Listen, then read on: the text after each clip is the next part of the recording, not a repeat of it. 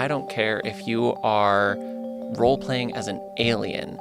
The minute you cause harm to someone else as a public safety professional, and the sheriff looked at these allegations and basically said, this is not someone that I want on my police force. You might not like it, but he hasn't violated the rules that you agreed to put in place for employment. Is us going into this officer's bedroom too far?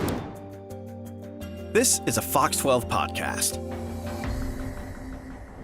Welcome to Beyond the Broadcast, where we bring you behind the scenes of some of the work that we're doing here at Fox 12. I'm Ezra Kaplan, and today I'm joined by Spencer Schott. Spencer, you've got an interesting story about the disciplinary process for law enforcement officers. Tell us what you've been working on. Well, the disciplinary action in a law enforcement agency like a police department is very unique. And so for this story, this officer was fired, the union stepped in, he got rehired, and eventually he had to be brought in front of a whole entire different board to talk about whether he even is allowed to be certified to be a police officer in Oregon anymore. Boy, I think it's just a fascinating insight into this process that we really don't get to see. So let's go ahead, we'll take a look, take a listen, and we'll come back and finish the conversation. Nicholas Adler was initially fired from the Clackamas County Sheriff's Office in 2024 after a former girlfriend filed a police report accusing him of strangling her to the point that she lost bladder control and claimed he showed her child sexual abuse material, but his termination did not last long. Adler appealed his firing through arbitration, and in 2025, the arbitrator ordered CCSO to rehire him, saying the department did not have just cause, and pointed to how the district attorney denied to press any criminal charges against Adler when these accusations first came to light. The reason? Investigators did not find any child sexual abuse material on any of Adler's devices, and said the victim in this case made inconsistent statements. But this year, the Oregon Department of Public Safety Standards and Training took up the case. And last month, their police policy committee spent hours discussing if Adler's actions violated their policies, mainly focusing on the strangulation accusations and whether or not they should revoke his police certification because of it. Considering the length within this profession Officer Adler has and the specialized training and the great lengths law enforcement goes when it comes to training and loss of consciousness and other forms of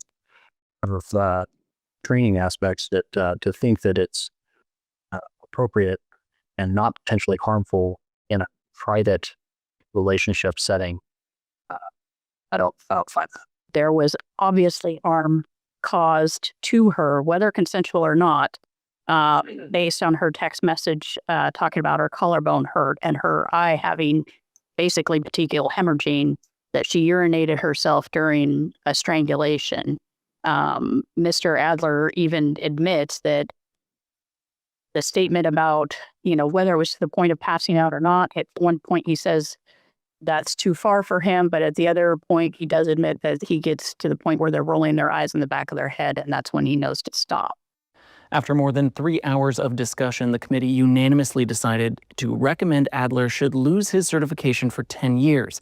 And today, the full board voted to uphold that recommendation. Adler's attorney, Anthony Lee, says this process is not over yet, and he's already filed for a review hearing. And he says this shouldn't have been escalated to this point after the DA declined to press charges.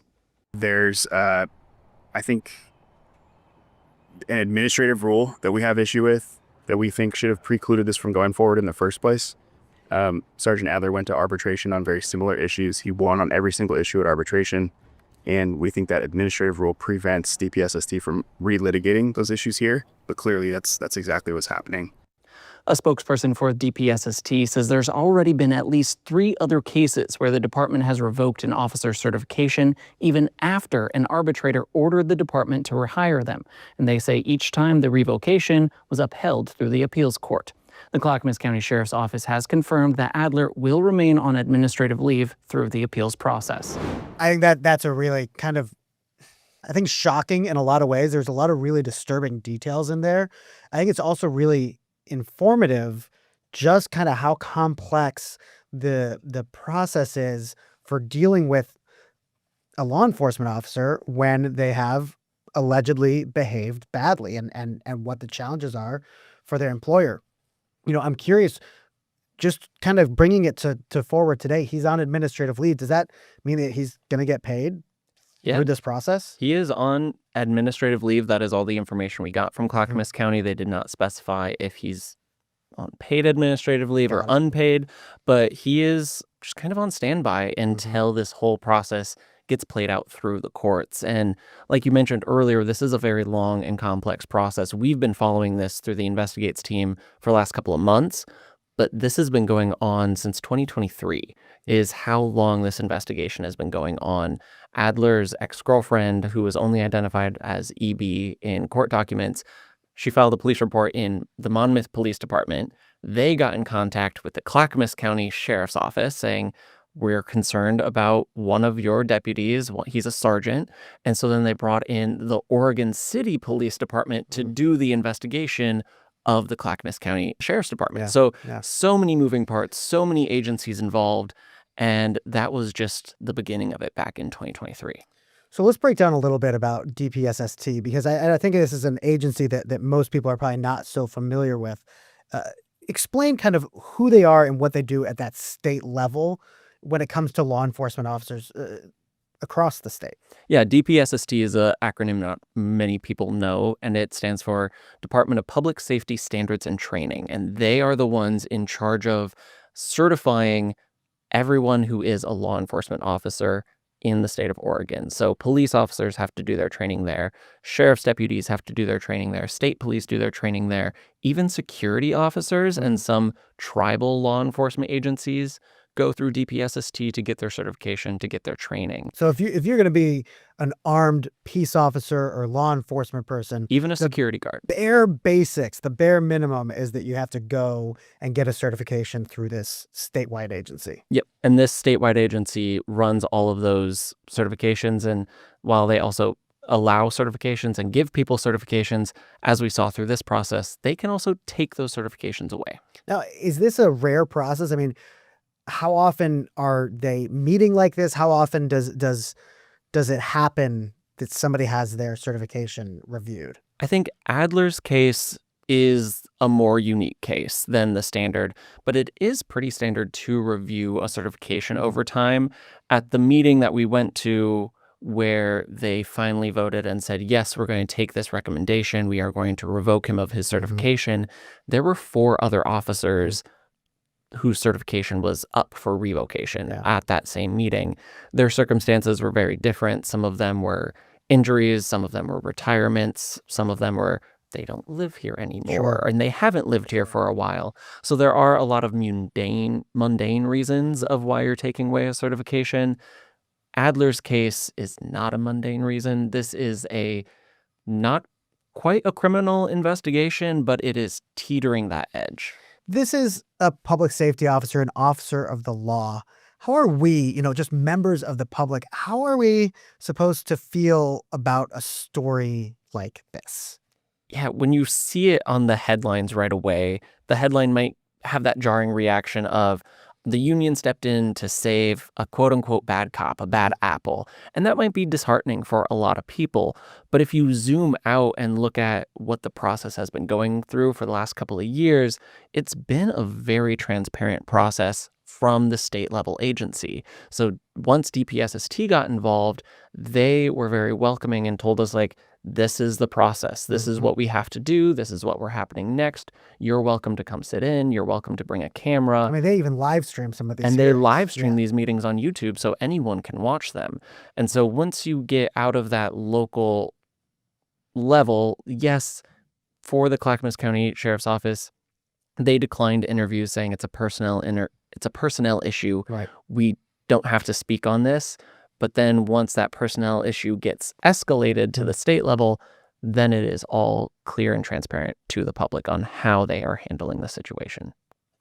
Let's break down exactly what happened here. We'll go back to kind of where this became an employment issue, right? So there was this complaint, there's an investigation. Sheriff Brandenburg, she gets the report, she reads it, she says, no good, not somebody I want in my department.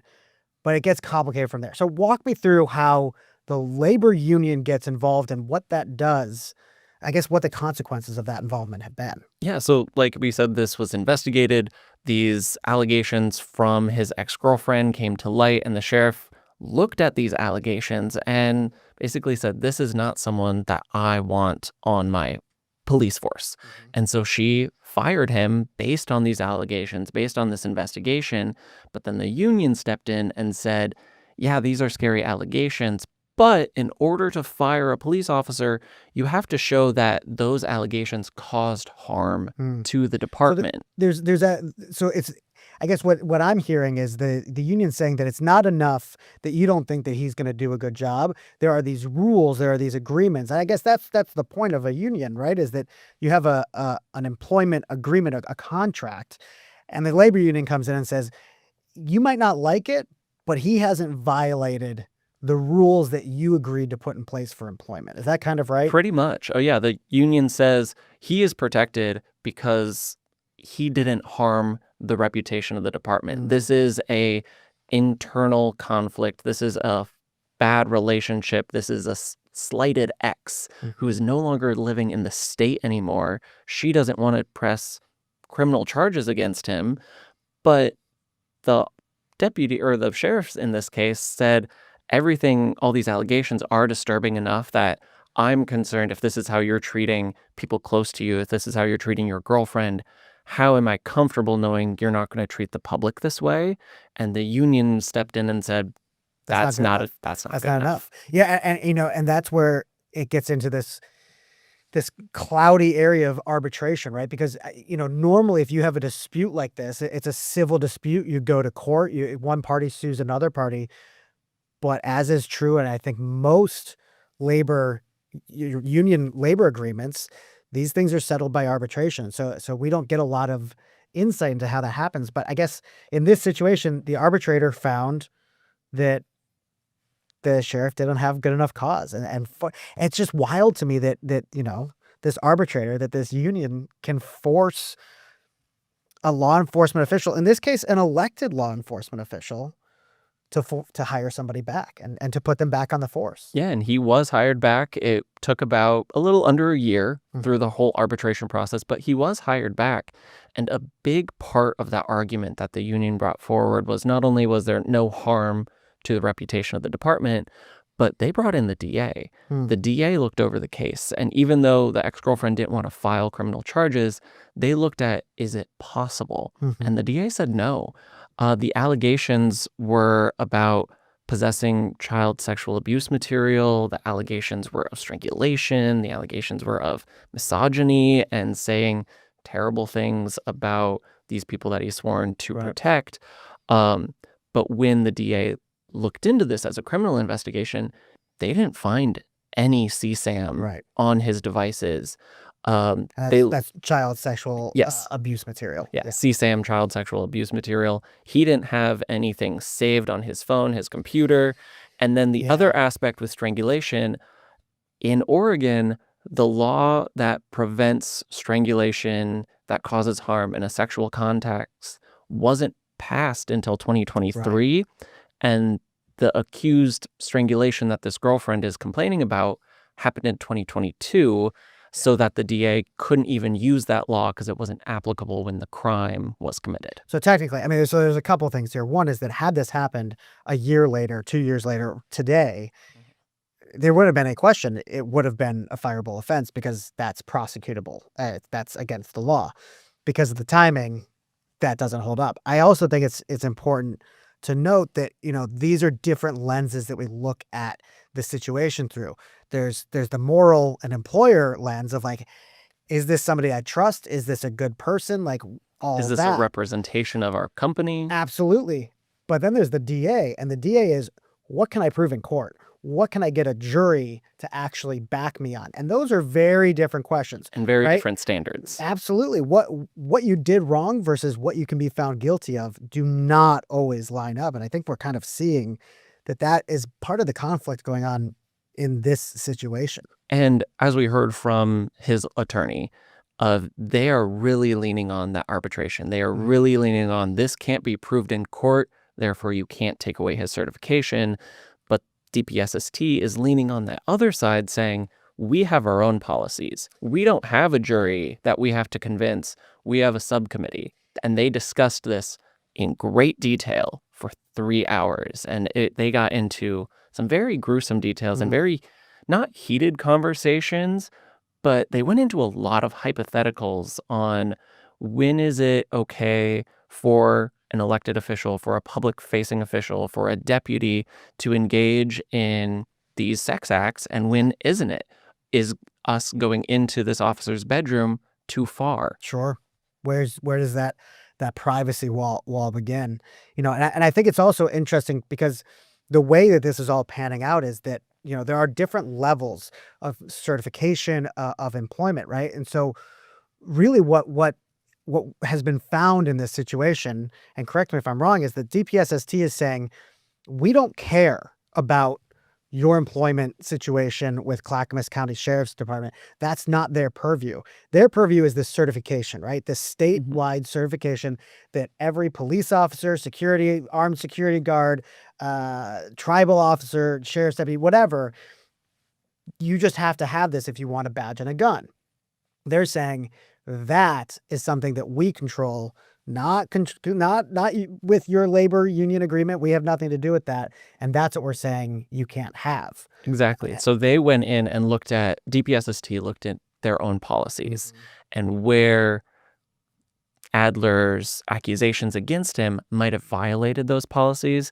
They did not talk about employment. They did not talk about the union. They did talk a little bit about the DA and their investigation, but they came to that same conclusion of what you can prove to a jury is different than what we are discussing in this room. And what we're discussing in this room is this morality clause of we are sworn to protect. And this is someone who has allegations against him that he caused physical harm. So the decision comes out. They vote to recommend to revoke the license. And then the bigger board says, great, we're going to go forward with that. Adler has his license revoked, his certification revoked. My understanding is that that's part of a requirement for the job, right? If you're going to be a sheriff's deputy, you have to have that license. So since he got his certification revoked from him for 10 years here in the state of Oregon, he can't be a sheriff, he can't be a deputy, he can't be a police officer. He'd have to go back if he wanted to do some sort of armed security and get recertified in that, which is still kind of unclear. But DPSST only controls Oregon. Right, it's a state-based agency. It is a state agency. So if he goes to any border of our state, he could cross into Washington and jump through their hoops to become an officer. He could go down to California, over to Idaho, down to Colorado. There are other options if he wants to continue to be a law enforcement officer outside of the state within the next 10 years. But this is on his record. Right. And you would hope that other law enforcement agencies would look back and be like, why are you coming up to Washington and look into his past certification? You would hope. But so. That's not a guarantee. No, it's not. And there are, there's been reporting by many other agencies of many other news organizations around times when that doesn't happen, and where people do jump from one law enforcement agency to another. Changing jurisdictions, and they're hoping that kind of gets rid of their past. And I think it's important to note there is no national database, right? Like there is no national database of law enforcement officers who have been found to have done bad things, right? It's not something that is centralized. This is very much a state-by-state thing. As we kind of wrap up the conversation, what were some of the bigger takeaways from you as you were getting kind of a look behind the scenes of what I think can be a pretty bureaucratic and dry process? Anything stand out for you that maybe was a new learning or I don't know, just interesting? I thought it was very interesting how detailed they went into these allegations at a public meeting. They were talking about kinks and fetishes, and one of the chair of the subcommittee, he said his specialty is he is a sex crimes investigator. And he said you would be surprised at how prevalent some of these acts are, like even someone being choked or wanting to be choked in the bedroom. The role playing in the bedroom is pretty prevalent. And so that was a big discussion of where do we draw the line of where is this personal, where is this professional? Is his personal sex life violating his professional career.